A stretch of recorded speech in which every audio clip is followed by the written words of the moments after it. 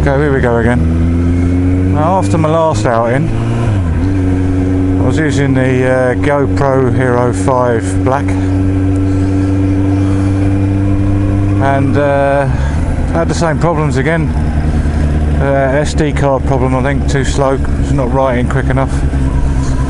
But it's a U3 64-bit, 64 gigabyte SanDisk Extreme card, so, and they recommend that one, so I'm not fucking sure what's going on there. So I've reverted to Plan B, which is a Sony Action Cam, the AV200, that I've had for quite a long time really, and I use it for recording on the bike footage, in looking backwards, as it were. So I secure it to the offside foot peg, rear foot peg, and just record people behind me and just different views, just to make it a bit more interesting. But I'm giving it a go on the helmet now. So I've rigged up a little arrangement and attached it to the helmet. Seems to be quite stable. But the good thing about this is the Sony, when I bought it, it came with this little gizmo here, so I can actually see that I'm recording. I don't know what the sound quality is going to be like compared to the GoPro, but it's all a big learning curve. So, Vung Tau. I'm going to head through the fishing port now. Take a little drive around the coast road from the other direction. And if I had smell-o-vision, you'd be able to smell the fish here. So basically all down these little side streets. They lead off here, little hems, alleyways. They lead to the fishing port.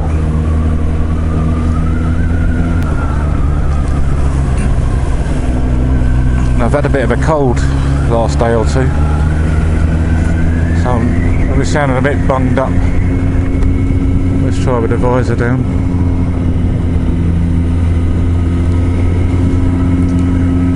And my front tyre was a little bit low, so I stuck a few pound in that.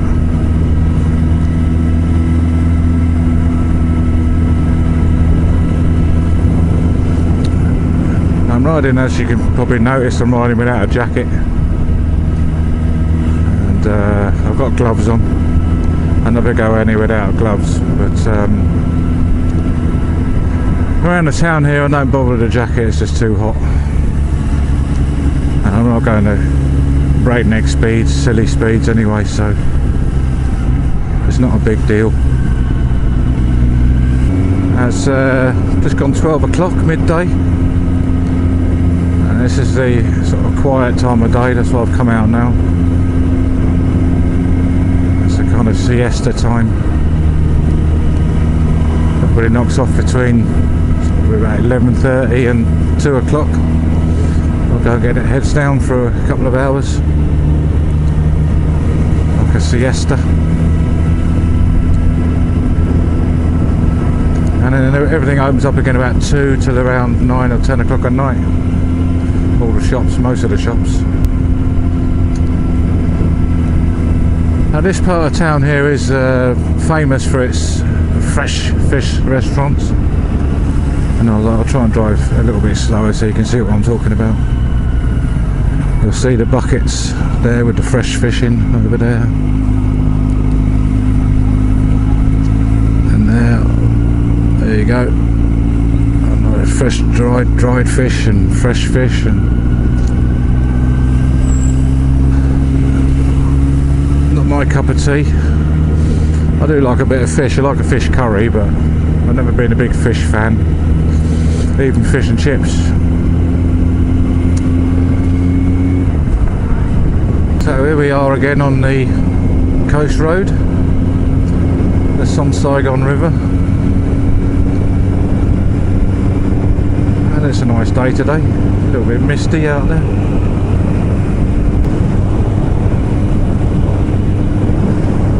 Lots of building work going on here at the moment.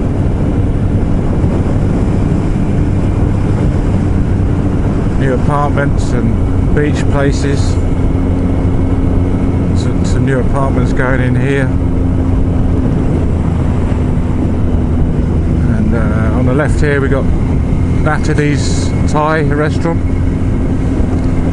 I've been there one time, wasn't that impressed. I've been around Thailand a bit, I've had a lot of Thai food, and that was a bit naff, to be honest, here. So there was another one in town, a smaller one, that was very good, but it was always empty, so it had to close down. There's lack of customers, but the food was excellent. It was very, very good Thai food.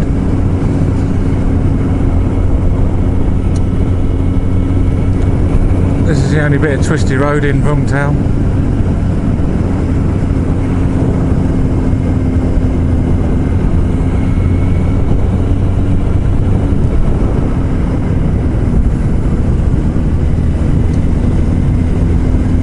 That's it, done.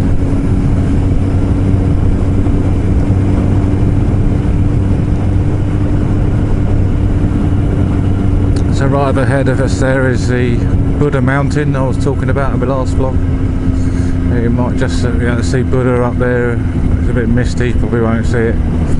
There's a radio tower, and just to the left of that is Buddha. There's a big Buddha there, that's Guan Yin. She's the female Buddha,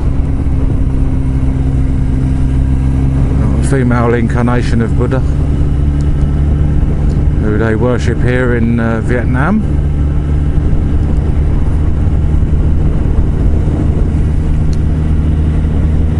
And I like their big statues here. There's lots and lots of big statues here.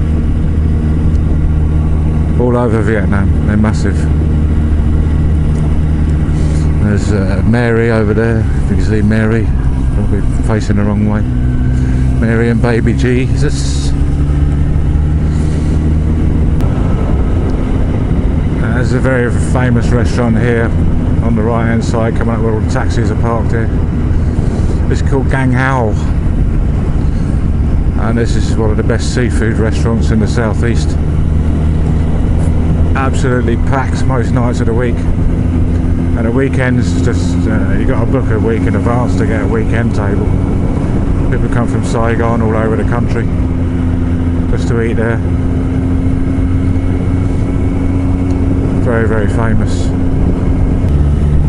New Mexican restaurant here on the right hand side, which is nice food, small portions, but then it's not expensive, so that kind of makes up for it, so you can try lots of little things, which is quite nice. And that's my phone ringing. I'm not going to answer. So here we are back onto the seafront.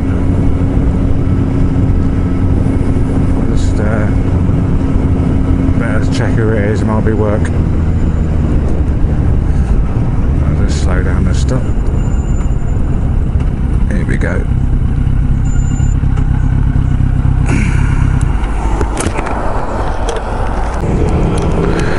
Alright, back at it.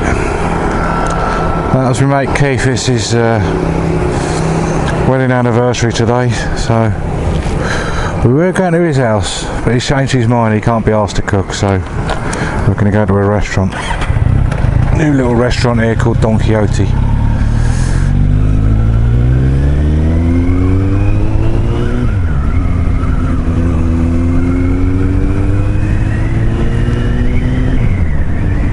So back to the commentary. This is the cable car going up the mountain there.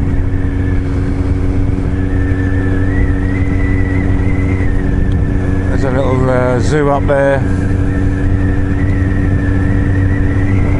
not much to see. It's a nice view up there, but apart from that, it's a bit bland. There's a bit of a lake and an artificial waterfall, a few ducks, some ostriches.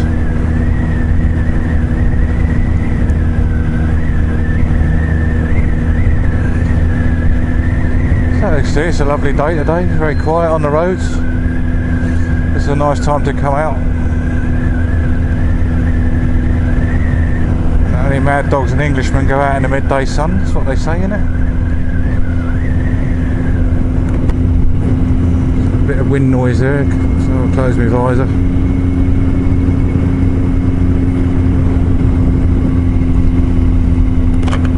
I'm quite optimistic about this Sony action cam. I think it's going to be nice pictures. I did a little test in the house before I came out, and the sound quality was good.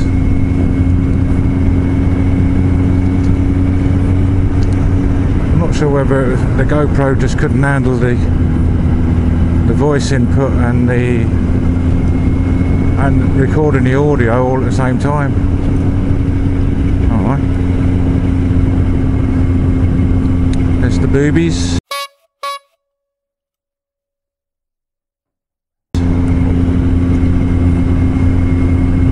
That's our favourite sculpture here. The big boobies. I'll do a little bit of a tour inland, around the town a bit, go and get some cigarettes. Yes, I know, it's bad for your health. So, I'll just do a little tour past a few of the bars.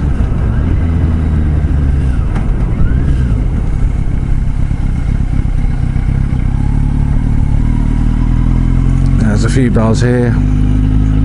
Cask Bar, by a guy called Damien, English guy, really nice. Craft beers, Cuckoo, R&R, Paddy's, Welcome Bar. It's one of my favourite bars on the corner here, called the Corner Bar. And Galang Bar.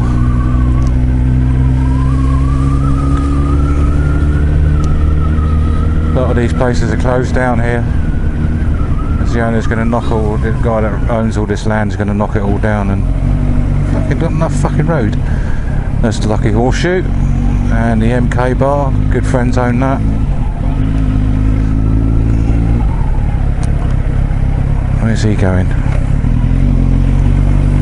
Hey, you got a few bars on the left here, Enigma, Bearded Clam, Down Under bars, an Aussie bar, obviously the Office, one of my favourite bars, another friend owns that, nightclub, the Night Bar. And we're going to go down the Bank Street now. Vung Tau.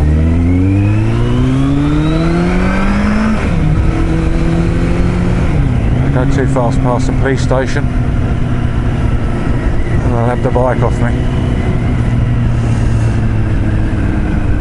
Mind you saying that, you tend to just get fined here. That's the Duduk Inn over there. It's a nice bar.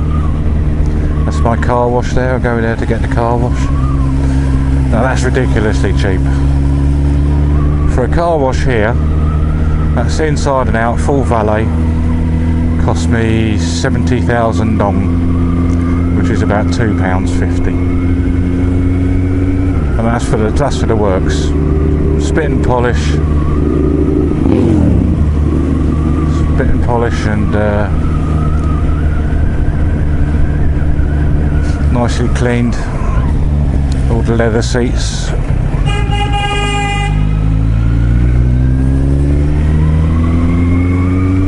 Oh no, he's my friend.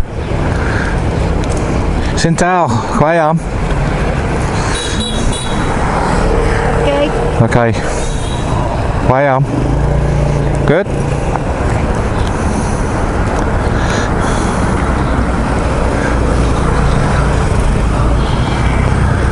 There's no social security here in Vietnam, so if you're poor and you don't beg, you starve basically. So I always give a few shekels to the most needy. Now we're going on to Baku Street now. This is the one of the main shopping streets. Most shopping streets in Vietnam go by theme. So this street here is mostly clothes and a few electrical goods. Mostly clothes. And you got another street that does all shoes. Another street that's all electrical goods, TVs, washing machines, blah de blah. Another street that's mostly banks, just all banks. Another street that does all hardware, bric-a-brac. And then there's another street that does it's all bathroom fittings and tiles and stuff like that. So if you need something here, it's pretty easy. You don't have to go hunting all over town. You just go down one particular street, and invariably you find the thing you want.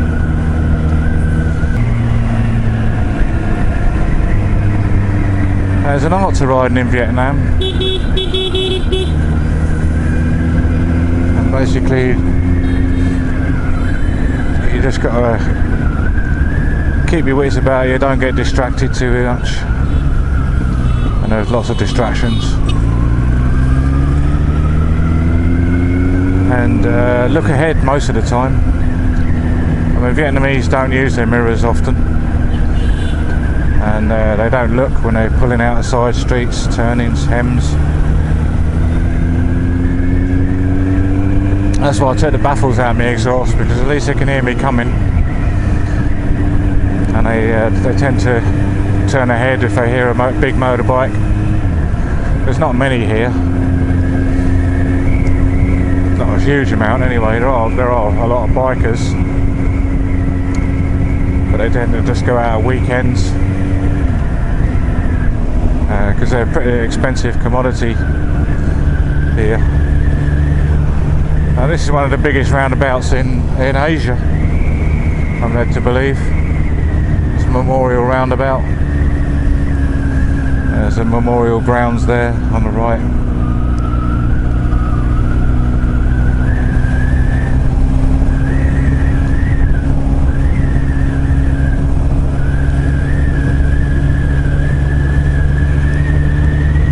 I came down this road the other day. You may recognise it. I'm just going to have a little blast before I go home. Cool me down a bit, it's pretty warm.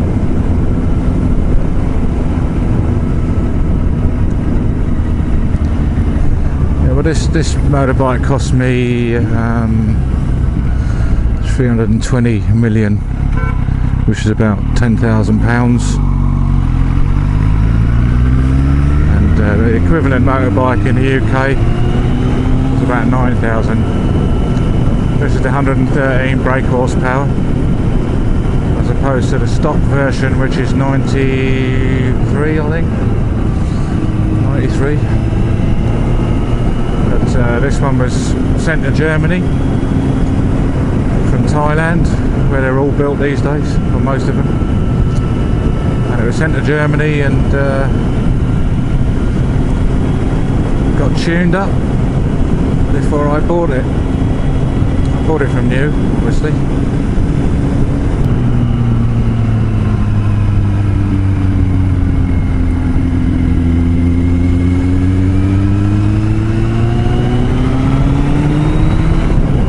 The golf club on the right, Paradise Golf Resort. Lovely, lovely courses if you play golf. I play a little bit, I'm pretty crap at it, but I'll have a go. But for $50, $60, something like that, you get a round of golf there. I think for a few dollars more you get electric buggy as well. You get a caddy for that for your money. Comes round with you. And they're very good caddies. Very good. Very knowledgeable. All young girls.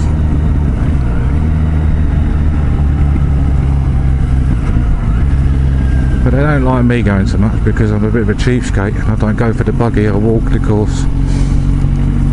And so I share their bag carrying duties with them. It's unfair, especially in the heat, to carry my golf bag. I mean, I've got a light one and the clubs aren't all that expensive, so they're pretty light.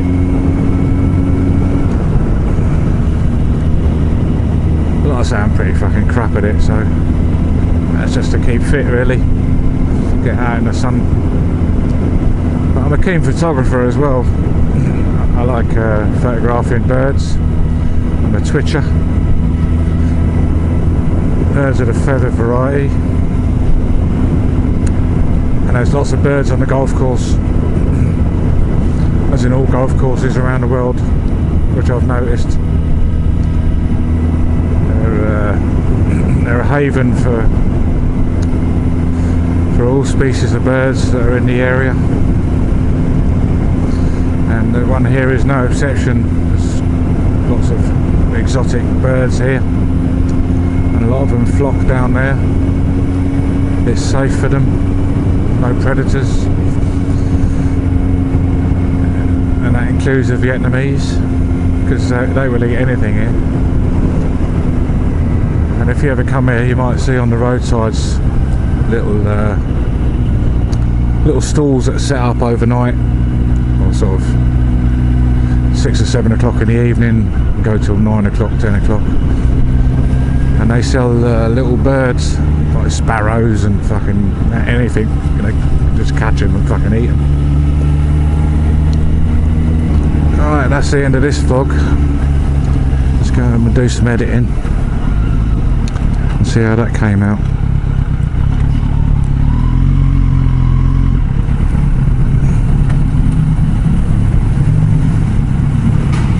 Vung Tau.